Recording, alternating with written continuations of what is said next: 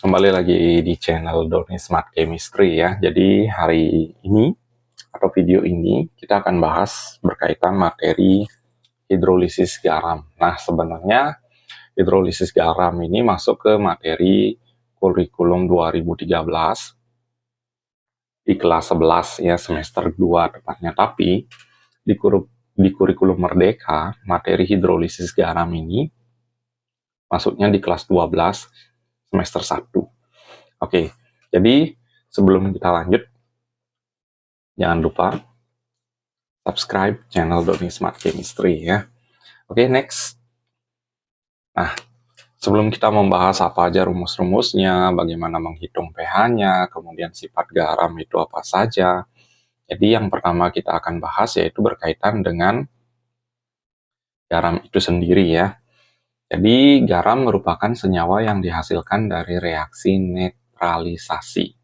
Jadi reaksi netralisasi itu adalah reaksi antara asam dengan basa. Oke, jadi reaksi antara asam dengan basa itu akan menghasilkan garam dengan air. Nah, contoh dari reaksi netralisasi atau reaksi pembentukan garam seperti apa? Jadi, salah satu contohnya adalah HCl, asam, ditambah basa itu NaOH, itu akan menghasilkan garam dan air. Nah, ingat, H dari asam, nah ini H plusnya, kemudian basa itu akan menyumbang OH minnya, itu akan menjadi H2O. Nah, di sini sudah setara jumlah H dan OH-nya, yaitu sama-sama 1. Oke ya, jadi jumlah H dan OH-nya udah sama-sama 1, berarti H2O-nya juga 1. Tinggal kita memasangkan Na dengan Cl-nya. Nah, penulisan ion garam, jadi garam itu berasal dari ion negatif dari asam, dan ion positif dari basa. Nah, penulisannya itu ion positif duluan ditulis. Jadi di sini penting banget ketika kita membahas konsep hidrolisis garam, itu kalian harus menguasai atau sudah hafal yang mana asam basa kuat lemah, begitu juga basanya ya, asam kuat dan lemah dan basa kuat dan lemah. Jadi di materi ini Pak harapkan atau Kak harapkan itu kalian sudah menguasai itu sebelum kita membahas lebih lanjut berkaitan dengan hidrolisis garam. Jadi kalau seandainya kalian belum hafal, itu kalian bisa download tabel asam basa kuat lemah di Google ya. Oke, jadi seperti ini tekniknya. Jadi H sama OH itu akan jadi H2O. Nanti sisanya adalah ion Na sama Cl. Jadi kalian tinggal tulis saja Na dan Cl. Selesai. Dan persamaan ini sudah setara ya. Oke, contoh yang lain misalnya. H2SO4 dengan KOH akan menjadi apa? Kalian perhatikan jumlah H-nya di sini ada 2. Oke ya. Kemudian OH-nya jumlahnya ada 1. Belum setara di sini. Beda halnya dengan yang tadi, H dan OH-nya itu udah sama-sama 1. Jadi kalian langsung tulis H2O. Di sini H-nya 2, kemudian yang ini OH-nya 1. Jadi belum setara dia. Otomatis kita tulis atau kaliin dengan angka 2 di depannya. Jadi H-nya 2, OH-nya 2 udah setara. Jadi kalian tulis H2O juga. Tapi jumlahnya adalah 2. Karena di perhitungan di sini, OH dan H-nya itu sama-sama 2 jumlahnya. Oke, kalau tadi sama-sama 1, kalian tulis H2O-nya sebanyak 1. Nah, sisanya apa? Di sini sisanya K-nya ada 2, SO4 jadi 1. Ingat, ion negatifnya itu asam, berarti SO4. Ion positifnya itu basa, berarti K. Jadi rumusnya otomatis K2SO4. Oke, contoh soal yang lain misalnya. HNO3 ditambah MgOH2. Nah ini OH-nya ada 2, sedangkan di sini H-nya ada 1. Maka kalian kaliin ini dengan angka 2, biar jumlahnya sama. Nah ini udah sama-sama 2, antara H sama OH, kalian langsung tulis H2O sebanyak 2. Nah, sisanya ion positif Mg dan ion negatif NO3-nya ada 2. Nanti kita tulis ion positif terlebih dahulu. Mg dalam kurung NO3-nya ada 2. Jadi seperti ini teknik menulis persamaan reaksi netralisasi antara asam dengan basa yang nantinya akan menghasilkan garam dengan air. Nah, di slide berikutnya itu kita akan membahas bagaimana sifat garam. Apakah sifat garam itu selalu netral atau ada yang lain? Kemudian bagaimana tipe-tipe hidrolisis? Kalau kalian sudah menguasai itu, baru kita masuk ke bagaimana caranya menghitung pH dari garam itu sendiri ya. Next. Nah, di sini, di slide ini, jadi garam itu dapat terbentuk dari 4 reaksi kimia. Nah, reaksi kimia itu adalah sebagai berikut. Kalian bisa perhatikan di sini ya. Kita akan menarik kesimpulan dari pembahasan di sini. Ada istilah garam yang berasal dari asam kuat dengan basa kuat. Itu garamnya nanti akan bersifat netral atau pH-nya 7. Contohnya ini. Nah, kembali lagi. Kok bisa tahu asamnya kuat, basanya kuat? Itu kalian sudah harus hafal tabel dari asam basa kuat lemah itu ya. Jadi di sini Kak sendiri nggak akan tampilkan karena udah banyak kalian bisa cari di Google ya. Ketik aja nanti di pencarian tabel asam basa kuat lemah itu langsung di bagian gambar kalian akan banyak temui tabel-tabelnya ya. Itu contohnya dari asam kuat dengan basa kuat NaCl, KCl, K2SO4. Ya, nanti kita akan bahas. Garam dari asam kuat dengan basa lemah. Nah, ini asamnya yang kuat ya, maka pH-nya itu kurang dari 7 atau sifat garamnya asam. Contohnya ZnClO42, NH4Cl, AlCl3. Kemudian garam yang berasal dari basa kuat asam lemah. Jadi di sini basanya yang kuat, otomatis garamnya bersifat basa atau pH-nya lebih besar daripada 7. Contohnya Na2SO3, KCN, Na2CO3. Nah, dan yang terakhir adalah garam dari asam lemah dengan basa lemah. Itu sifatnya hanya bisa ditentukan lewat Ka dan Kb. Jadi sifat ini kita nggak bisa nentuin, tergantung dari nilai Ka dan Kb-nya. Nah, dari pemaparan sifat garam ini, kita akan dapat simpulkan ya. Jadi kesimpulannya, itu sifat garam ditentukan oleh yang kuat.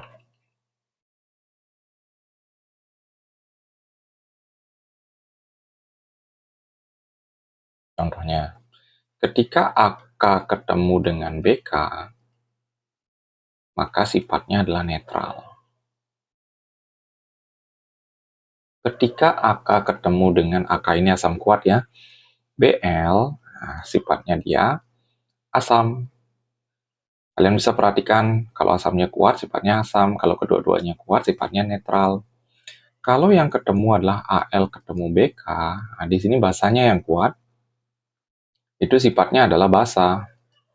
Nah, kalau sama-sama lemah, itu kalian nggak bisa tentuin. Itu tergantung nilai dari Ka, Kb.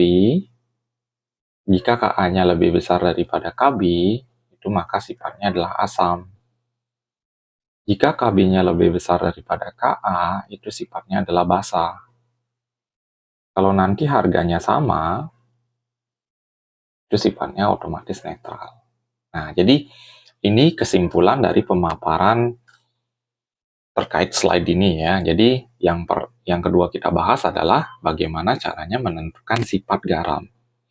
Jadi ada 3, ada netral, asam, dan ada basa. Tergantung dari siapa yang lebih kuat di sana. Kalau dia sama-sama lemah, itu tergantung dari nilai Ka dan Kb-nya. Ya, jadi gampang nih. Nah, salah satu contohnya misalnya yang di luar dari contoh ini. Kita ambil contoh Na2SO4. Nah, di tabel kalian pasti bisa lihat Na itu berasal dari NaOH. NaOH ini itu basa kuat.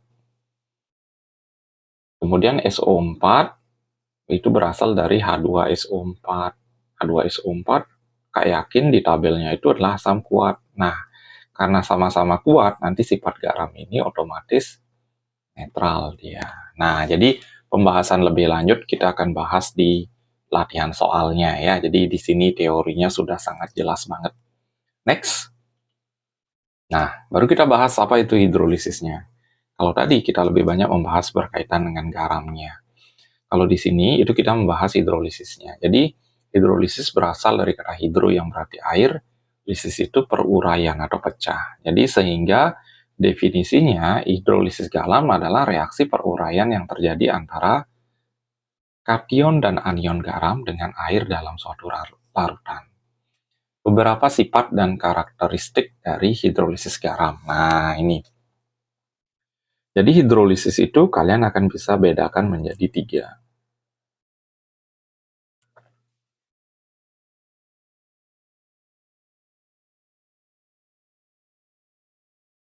Ada yang namanya tidak terhidrolisis. Nah, bagaimana garam yang tidak terhidrolisis ini? Jadi garamnya itu berasal dari asam kuat ketemu dengan basa kuat. Jadi dia tidak akan mengalami hidrolisis. Contohnya kayak tadi, Na2SO4. Ini contoh ya. Kemudian ada NaCl, KCl. Jadi garam-garam ini tidak akan mengalami hidrolisis. Jadi berasal dari asam kuat dengan basa kuat. Kemudian ada yang mengalami hidrolisis parsial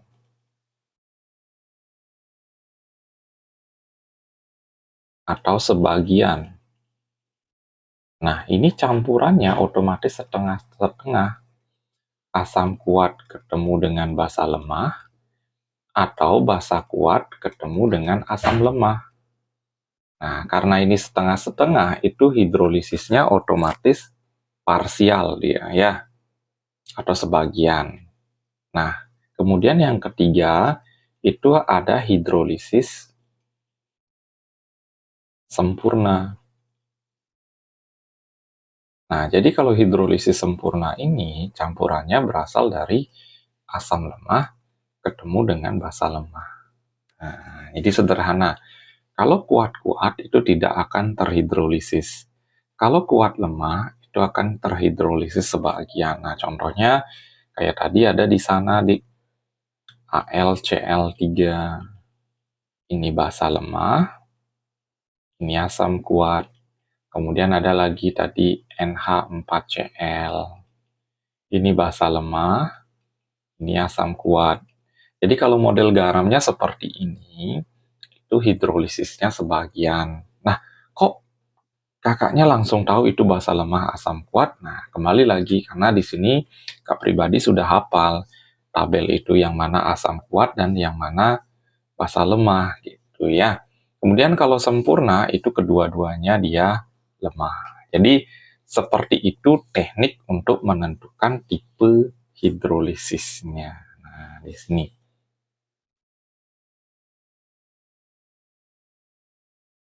Itu tipe hidrolisis. Kemudian slide yang sebelumnya itu kita membahas sifat garamnya ya. Oke, next.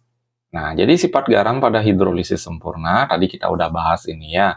Jika Ka sama dengan Kb itu sifatnya netral, kemudian Ka-nya lebih besar itu sifatnya asam, kalau Kb-nya lebih besar itu sifatnya basa. Dan hidrolisisnya karena dia sama-sama lemah, itu hidrolisisnya adalah sempurna dia ya. Jadi seperti itu.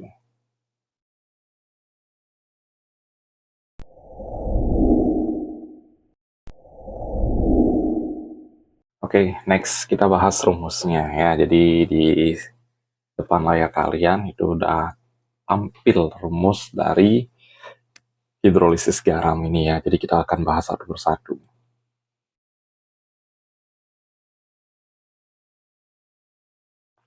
Rumus hidrolisis. Nah, jadi yang pertama seperti ini tekniknya. Kalau di soal itu ada Kb, maka yang akan dicari adalah H+. Kalau di soal itu ada Ka, maka yang akan dicari adalah OH- terlebih dahulu. Nah, ini yang menjadi dasar H+ dan OH- ini adalah di bab sebelumnya ya, yaitu tentang asam dan basa. Jadi kalian Kak sendiri sudah upload videonya kemarin ya. Jadi untuk mencari pH dan pOH seperti apa kalian bisa lihat di video itu ya. Kemudian di sini Kw. Nah, Kw ini besarannya adalah 10 pangkat min 14. Kemudian ada Mg. Mg ini adalah konsentrasi garam.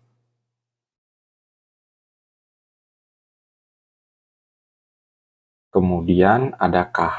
Jadi Kh itu adalah tetapan hidrolisis atau Kh ya. Nah, di sini kok ada angka 2 di depannya, sedangkan di rumus H plus nggak ada. Nah, ini sebenarnya rumusnya yang angka 2 ini nggak ada dulu ya.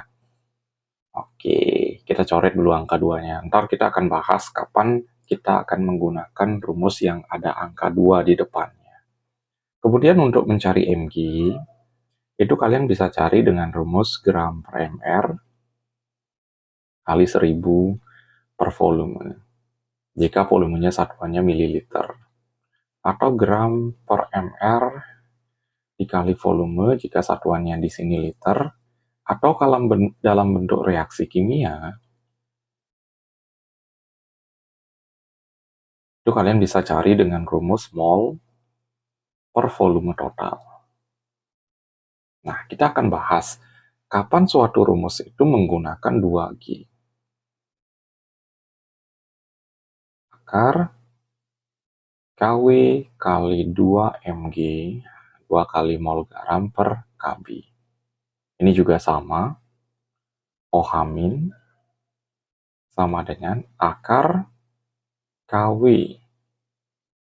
dikali 2 Mg per Ka. Jadi 2 ini berasal dari ion lemahnya. Nah, ini. Jadi angka 2 ini berasal dari ion lemahnya.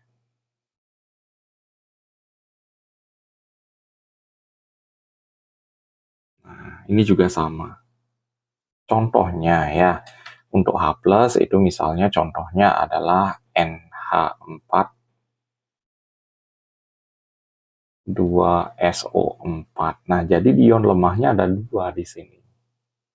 Makanya ada rumus 2 kali molaritas garam atau konsentrasi garam. Kalau ini contohnya apa? Misalnya CH3COO 2Ca. Nanti ketika kalian mencari OH- ya otomatis menggunakan 2 kali mol garam. Jadi rumus-rumus ini kita akan detail bahas pada saat di latihan soal ya. Nanti kan ada soal, kemudian bagaimana teknik pembahasannya. Nah, rumus yang di sini ini untuk yang asam kuat ketemu dengan basa lemah. Kalau rumus yang ini untuk basa kuat ketemu dengan asam lemah. Nah, kalau sama-sama lemah, kalian bisa gunakan rumus yang ini ya. Jadi di sini kalian tidak usah mencari konsentrasi garamnya. Nah, ini yang dimaksud dengan konsentrasi garam ya. Nah, oke. Jadi rumus ini untuk mencari konsentrasi garam. Nah, bagaimana perhitungannya? Sekali lagi kita akan banyak membahasnya di latihan soal ya. Jadi di sini kalau sama-sama lemah, itu kalian bisa cari H+-nya dengan konsep seperti ini. Nah, kemudian akan ada pertanyaan, asam kuat dengan basa kuat gimana pH-nya? Kalau sama-sama kuat, tadi kita udah bahas bahwa dia netral. Netral itu otomatis pH-nya sama dengan 7. Seperti itu ya. Oke, next. Nah, di sini kita akan bahas lebih detail lagi berkaitan dengan materi hidrolisis garam ini ya di latihan dan pembahasan soal. Oke, soal yang pertama. Nah,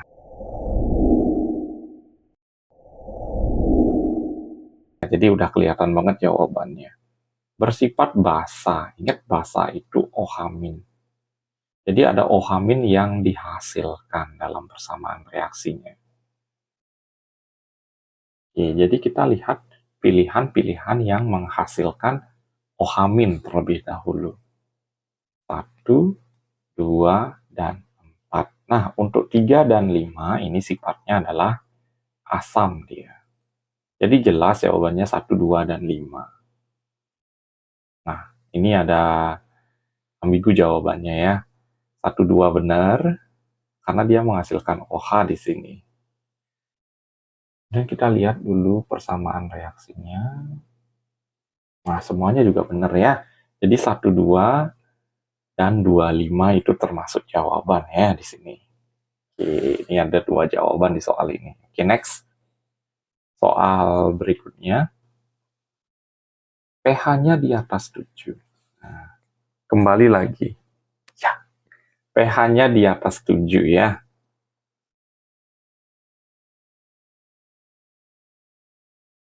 Oke ya, jadi next soal berikutnya. Jadi di sini ada garam berikut yang dilarutkan ke dalam air akan mempunyai pH di atas 7.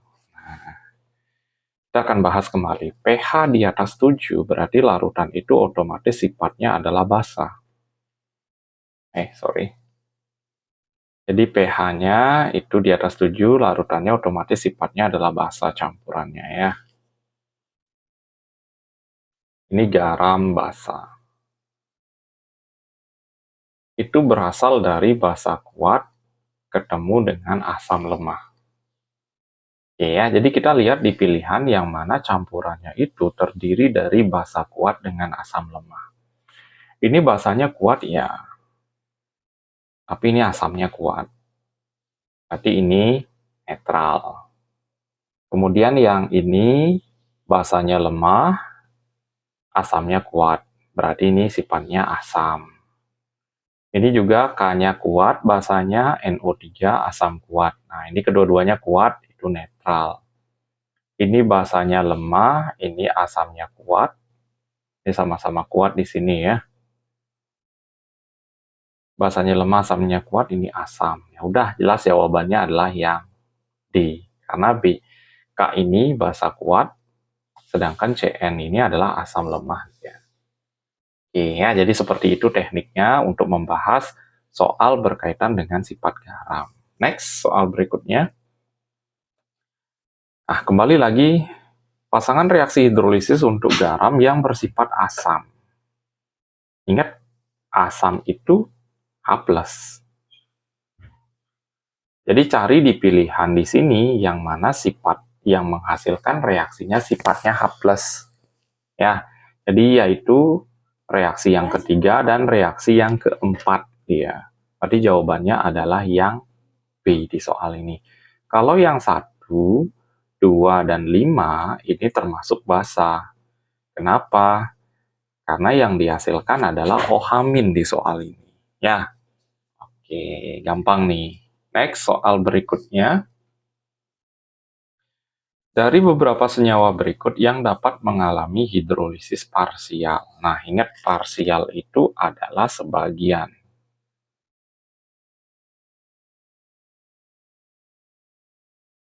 Sebagian pasti ada yang lemah ketemu dengan kuat, cuma sifatnya tidak ditentukan apakah sifatnya asam atau basa. Yang terpenting di sini adalah dia itu mengalami hidrolisis parsial.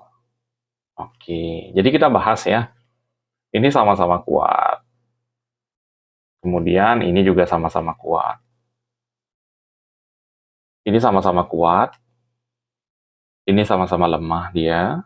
Nah, ini basanya lemah, ini asamnya kuat ya. Jadi jelas jawabannya adalah yang D di soal ini ya. Jadi gampang. Kalian harus tahu sifatnya asam basa kuat lemah. Jadi tipe hidrolisis, sifat garam kalian pasti bisa tentukan ya. Oke, next soal berikutnya. Nah, ini sudah masuk ke model campuran ya. Jadi kalau model campuran itu kita akan buktiin bahwa benar soal ini apakah masuk ke model soal hidrolisis, itu ciri khasnya adalah habis bereaksi dia ya. Jadi tekniknya seperti apa itu kita buat dulu reaksinya ya antara NaOH dan CH3COOH. NaOH ditambah CH3COOH itu akan menghasilkan, ingat H sama OH itu akan jadi H2O. Berarti sisanya adalah CH3COONA. MRS. Berkurang, bertambah, 0, 0. Jadi seperti itu. Kalian kaliin ini, 0,3 kali 20 itu hasilnya adalah 6. 0,15 kali 40 juga hasilnya adalah 6. Nah, ini molnya sama. 6 bagi 1, 6. 6 bagi 1 juga 6. Jadi ciri khas dari soal hidrolisis itu adalah habis bereaksi kedua-duanya. Berarti ini 6, ini 6. Kita fokusnya mencari garamnya aja. Caranya koefisien yang dicari per koefisien yang diketahui kali hasilnya ini 6. Berarti 0 tambah 6 hasilnya juga 6. Baru kita cari konsentrasi garamnya. Mol garam per volume total. Mol garamnya adalah 6, volume totalnya 60. Hasilnya adalah 10 pangkat min 1 molar. Di soal ada Ka, berarti kita nyari OH-.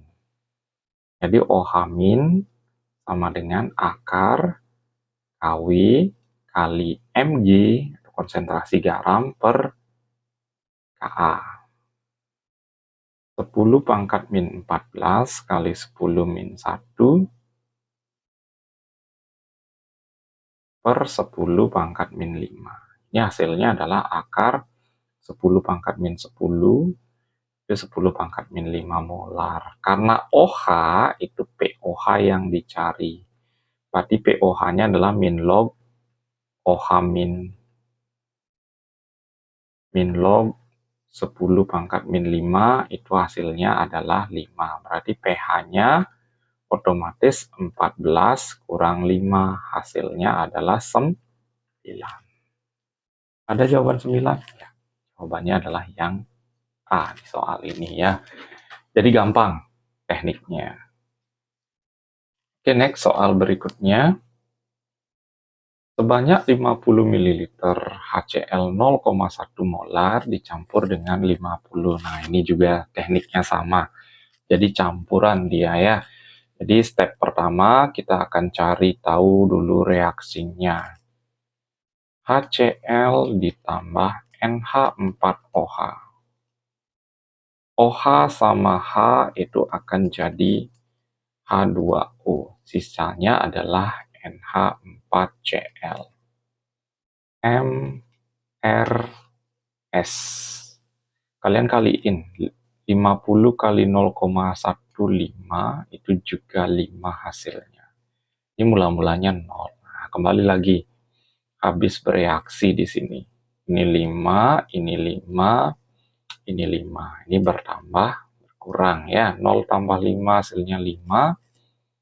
Berarti konsentrasi garamnya mol garam per volume total. Mol garamnya adalah 5, volume totalnya adalah 100. 5 kali 10 pangkat min 2. Karena ada Kb, berarti kita nyari H+. Akar Kw kali Mg per Kb. Akar 10 min 14 dikali 5 kali 10 min 2 per 5 kali 10 min 5. Coret ini. Ini hasilnya adalah min 16.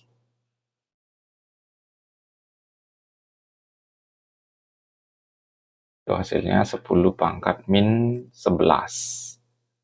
Diakarin itu jadinya 10 pangkat min 5,5. Berarti pH-nya langsung aja. Min log 10 pangkat min 5,5. Hasilnya adalah 5,5. Jadi jawabannya adalah yang D.